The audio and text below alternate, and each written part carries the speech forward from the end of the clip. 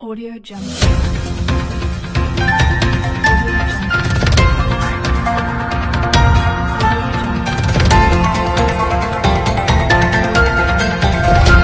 भारतीय सैनिक यांनी सहकार ध्येय मानून एकत्र येऊन ब्लॅक कॅट कमांडो निवृत्ती शिवाजी डोले यांच्या मार्गदर्शनाखाली Venkateshwar cooperative power and agro processing Limited समूह सहकारातून समृद्धीकडे या प्रकल्पाचा भव्य उद्घाटन सोहळा चेअरमन दिलीप संघाणी यांच्या हस्ते संपन्न झाला।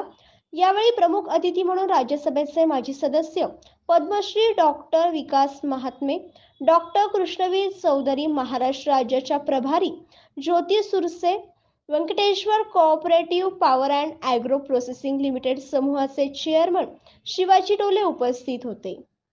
सोयगाव फाटा येथे CNG पेट्रोल पंपाचे उद्घाटन करण्यात आले। भोलेनाथ मंदिरात पूजा केल्यानंतर बायोगॅसचे उद्घाटन करण्यात आले। भारतात पहिल्यांदा CNG वरती चालणारा ट्रॅक्टर सुरू करण्यात आला आहे। एकूण 500 एकर क्षेत्रात आधुनिक शेती आणि शेतीपूरक व्यवसाय या ठिकाणी सुरू करून रोजगार उपलब्ध करण्यात यश आलं आहे। याबाबत अधिक माहिती Vyankateshwar cooperative power and agro processing limited समूहाचे चेअरमन शिवाजी डोले यांनी दिली। जिस तरह से बंजर जमी पे अपनी मेहनत से जो बागान खड़ा किया है, जैसे अपने अलग अलग प्रधानमंत्री ने अलग अलग नारे दिए थे, लाल बहादुर शास्त्री ने जय जवान जय किसान कहा, अटल जी ने उनमें जय विज्ञान जोड़ा और नरेंद्र मोदी जी ने जय जवान जय किसान जय विज्ञान साथ में जोड़ के विज्ञान का भी प्रयोग, जवान की क्षमता का सीमाओं की रक्षा करने पर था, लेकिन अब धरती माँ की रक्षा सिर्फ अपनी सीमाओं नहीं किसानी करके कैसे बचाई जाए। जवान अपने देश की सीमाओं को बचाते हुए चलते थे। रिटायर्ड के बाद माँ धरती को जो आज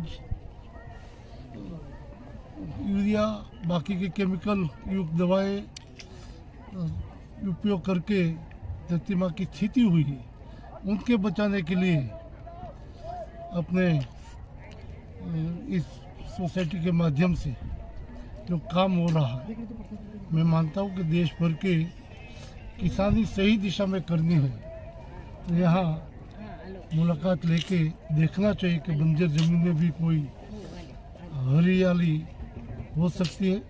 मैं उनके लिए सभी जवानों को किसानों को धन्यवाद देता हूँ और विज्ञान का भी प्रयोग साथ में किया है और इंटरनेशनल लेवल पे भारत का नाम किसानी क्षेत्र में आगे बढ़े, इसलिए यहाँ जो उत्पन्न हो रहा है उसका निर्यात करने के लिए वो सोच भी अपने लिए बहुत कामयाब रहे भी। मैं उनके लिए पुनः पूरी टीम को धन्यवाद देता हूँ। जय जवान जय। विज्ञान का जो नारा प्रधानमंत्री जी ने देश को दिया है, आज वो साकार करने के लिए जो सराहनीय कार्य किया है, उसके लिए पूरा देश आभारी रहेगा।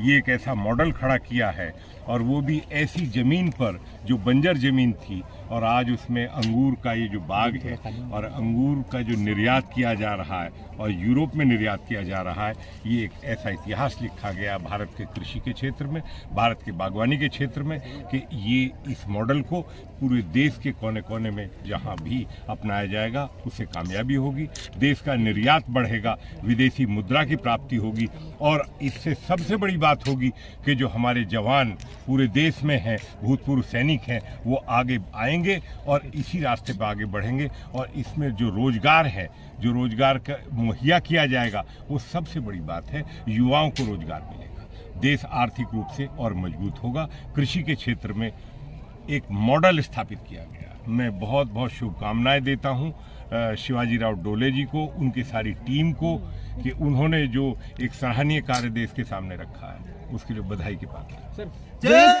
जय जवान जय किसान।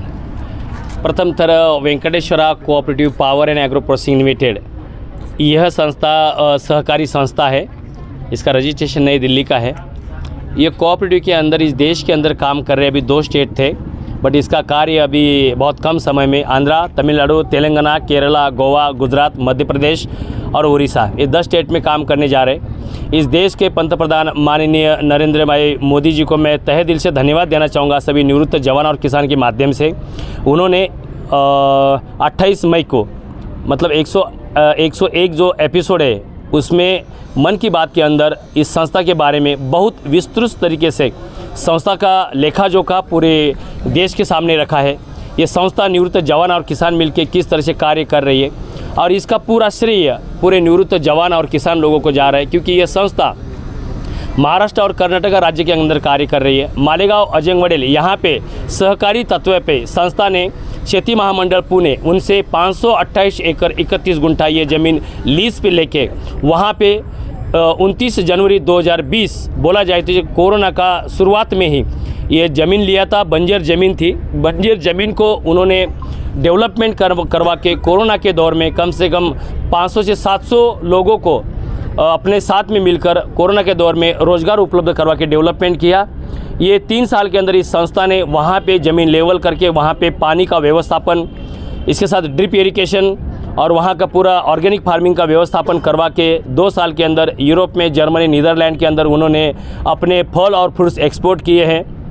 ये 528 एकड़ ज़मीन जो है यहाँ पे आम, चीकू, सीताफल, अंगूर, पोमोग्रेनेट्स, हल्दी और बहुत सारे तरीके से ये खेती के अंदर फल फ्रूट्स हो रहे। उसी के साथ साथ में खेती से लगत दुय्यम व्यवसाय देखा जाए तो वहाँ पे 1500 लगभग गिरगा है, जिसी के माध्यम से जो वर्मी कंपोस्ट का प्रोजेक्ट का हम उद्घाटन करने जा रहे हैं। वर्मी कंपोस्ट इसलिए हमने वहाँ पे बनाया हुआ कि हम ऑर्गेनिक फार्मिंग वहाँ पे कर रहे हैं। उसी के साथ साथ में जो काऊ डंक है, जो गाय का गोबर है, उस गोबर के माध्यम से आज हम CNG प्रोजेक्ट का, CBG का हम प्रोजेक्ट का लॉन्चिंग करने जा रहे हैं, क्योंकि वहाँ पे गोबर के माध्यम से गोबर गैस बना के उसको हम CNG में कंप्रेस करके CNG में कन्वर्ट कर रहा है। और उसी के माध्यम से खेती के अंदर जैसे फार्मर लोगों को अब ट्रैक्टर के लिए डीजल लगता है, डीजल का मोटा खर्चा होता है, गाड़ी के लिए खर्चा लगता है, तो हमने उसका कन्वर्ट हमने CNG में करवा के ट्रैक्टर हम CNG में अब चालू कर रहे हैं हम। उसका भी अपने यहाँ पे उद्घाटन है। ये पेट्रोल पंप लेने का मेरा एक ही रीज़न है क्योंकि हमारा 2 स्टेट के अंदर काम चल रहा है। अपकमिंग सुन देखा जाए तो जैसे कर्नाटक स्टेट के अंदर 30 टन पर डे काजू प्रोसेसिंग प्लांट का हमने नवनिर्माण किया है। उसका बहुत कम समय में उद्घाटन करने के लिए सहकार से समृद्धि के तत्व पे माननीय अमित भाई शाह जी को हमने पत्र व्यवहार किया हुआ है, उनसे मुलाकात की हुई। उनको हम जल्द उद्घाटन के लिए हम उनको बुला रहे हैं, क्योंकि वो 30 टन प्रोसेसिंग पर डे काजू प्रोसेसिंग प्लांट वहाँ का जो फार्मर लोग हैं उनको जो काजू के बागान है उनका बहुत बड़ा समस्या थी, काजू को दाम नहीं मिल पा रहा था। वहाँ के कम से कम 15 से 20 हज़ार मेंबर लोगों को हमने इकट्ठा करवा के उन्हीं के माध्यम से उन्हीं को हमने ये फैक्ट्री काजू प्रोसेसिंग प्लांट हम उसको सबूत करने जा रहे हैं। इस संस्था का लक्ष्य है कि इस पूरे देश में संस्था मल्टी स्टेट होने की वजह से पूरे देश के अंदर निवृत्त जवान और किसान इकट्ठा आ जाए और एक साथ मिल के किसान लोग अपना खेती करें। किसानों ने खेती किया हुआ माल को जो निकाला हुआ है उसको जवान लोग प्रोसेस करें। जैसे काजू प्रोसेसिंग प्लांट है, यहाँ पे हल्दी का प्लांट है, और प्रोसेस करने के बाद वेंकटेश्वरा अपने ब्रांडिंग के साथ में जैसे यूरोप में फल और फ्रूट्स एक्सपोर्ट करे वैसे ही अपना बाकी ग्रोसरी एक्सपोर्ट करने के लिए जा रहे हैं। तो ये जो जितना भी मेहनत कर रहे हैं ये निवृत्त जवान और किसान लोग मेहनत कर रहे हैं। यहाँ पे अकेला मेरा का काम नहीं है। पेट्रोल पंप लेने का एक ही रीज़न था, हमने कभी जीवन में पेट्रोल पंप नहीं चलाया, मगर ये जो हम फार्म डेवलपमेंट कर रहे हैं इसको करोड़ों रुपए का हमें पेट्रोल और डीजल लग रहा है फार्म डेवलपमेंट कर रहे हैं। दूसरी बात, यहाँ पे जितने भी फार्मर्स लोग हमारे साथ में जुड़ रहे हैं उनको भी खेती के लिए डीजल और पेट्रोल चल लगता है। तो हमें लगता है कि ये पेट्रोल पंप जैसे हमने एक पेट्रोल पंप लिया है, इस पेट्रोल पंप के अंदर आने वाले समय के अंदर जैसे ये काम चालू हो जाएगा, हम फार्मर लोगों के लिए हमसे 25 पैसा 50 पैसा 1 रुपया कम दाम में कैसे पेट्रोल और डीजल उपलब्ध कर सके, ये सहकारी तत्व के ऐसा हमने लक्ष्य रखे। इस कोऑपरेटिव के माध्यम से हमने 100 पेट्रोल पंप तहसील में, डिस्ट्रिक्ट में खड़ा करने का निर्णय लिया है। जहाँ जहाँ पे मेंबर्स बनते जाएंगे उस स्टेट के अंदर, उस डिस्ट्रिक्ट के अंदर, उस तहसील में हम अपने फार्मर लोगों के लिए पेट्रोल का पंप का नवनिर्माण करते रहेंगे। और आज ये हम जो काम करने जा रहे हैं, माननीय पंतप्रधान जी जो नरेंद्र मोदी जी भाई ने जो बात की थी मन की बात के अंदर, मुझे आशा है कि आने वाले फरवरी और मार्च इसी साल के अंदर 2 महीने के अंदर हम उनके साथ बातचीत करेंगे, पत्र व्यवहार करेंगे। और हमने निवृत्त जवान और किसान का 1 लाख मेंबर्स लोगों का लक्ष्य रखा हुआ है अजंगवडेल मालेगांव फार्म पे, ताकि अपने देश के पंतप्रधान जैसे मन की बात में उन्होंने बहुत अच्छी बातें बोली है। और वो पंतप्रधान जी इस जवान और किसान को यहाँ पे आके संबोधित करें कि आप लोग जो ये कार्य कर रहे हैं ये उल्लेखनीय कार्य है। और इस देश के अंदर निवृत्त जवान और किसान लोगों ने ऐसे ही तहसील में, डिस्ट्रिक्ट में, स्टेट में जब कार्य करे तभी ये देश सुख और समृद्धि का हो पाएगा फार्मर लोगों के लिए। तो इसीलिए हम उनको रिक्वेस्ट करेंगे, उनको तक ये संदेश पहुंच जाए कि हम बहुत जल्दी एक प्रोग्राम रखने जा रहे हैं। उस प्रोग्राम के अंदर सहकार से समृद्धि के तत्व पे हम ये प्रोग्राम रखने जा रहे हैं। यहाँ पे वो अपना इस प्रोग्राम की दखल लिया जाए उन्होंने, और यहाँ पे हमारा जो दो भाई है जवान और किसान, उनको आके वो संबोधित करे तो हमें बहुत अच्छा लगेगा। क्योंकि हम ये अपने लिए नहीं कार्य कर रहे, हम निवृत्त जवान और किसान ये पूरा देश के लिए कार्य कर रहे। इसके पीछे रीजन है, लाल बहादुर शास्त्री जी ने जो नारा लगाया था जय जवान जय किसान, ये नारा कितपत सही लगा हो गया है मुझे नहीं पता, मगर आज मैं जो देख पा रहा हूँ कि यहाँ पे इस देश के अंदर जवान भी नाराज है और किसान वो भी नाराज है। क्योंकि जवान देश की सेवा करने के बाद वापस आने के बाद उनके पास 20-30 साल का तजुर्बा होते हुए भी वो किसान को सिक्योरिटी गार्ड का नौकरी मिलता है, चपरासी का नौकरी मिलता है, बहुत सारे जवान लोगों को नौकरी नहीं मिलता है। तो उन्होंने ऐसी क्या गलती की कि उनका जब जवानापन था वो फौज के लिए उन्होंने लगा दिया, और जब उम्र हो गई तो उसके बाद उनको रास्ते पे छोड़ दिया। तो ये जवान के प्रति मैंने लक्ष्य रखे, जवान को हम इंटरप्रेन्योर कैसे बनाए, बिजनेसमैन कैसे बनाए, उद्योजक कैसे बनाए, क्योंकि उनके पास तजुर्बा है। इसीलिए हमने ये प्रोसेसिंग प्लांट लगाने का निर्णय कि इतना जीवन का अमूल्य समय निकाल के इतने दूर आके एक बंजर जो भूमि को हमने जो नंदनवन कैसे बनाया, यहाँ पे प्रोसेस करके माल एक्सपोर्ट कैसे कर रहे हैं, यहाँ पे रोजगार निर्मित कैसी हो रही है, आधुनिक तंत्रज्ञान का वापर कैसे हो रहा है, ऑर्गेनिक फार्मिंग कैसी हो रही है, ये पूरा आपने जो आज देख के जाओगे। हमने जो CNG का प्रोजेक्ट आज उद्घाटन करने जा रहे हैं, ऑर्गेनिक खेती करें उसका उद्घाटन करने जा रहे हैं। तो इसका जो आज ये पूरा ये जो कार्य हो रहा है इसका पूरा श्रेय निवृत्त जवान और किसान के लिए जा रहा है। तो मैं सभी को तहे दिल से धन्यवाद देना चाहूँगा, और जितने भी इस देश के प्रतिनिधि है वो यहाँ पे आके विजिट कर रहे हैं, तो मैं सभी को तहे दिल से धन्यवाद देना चाहूँगा।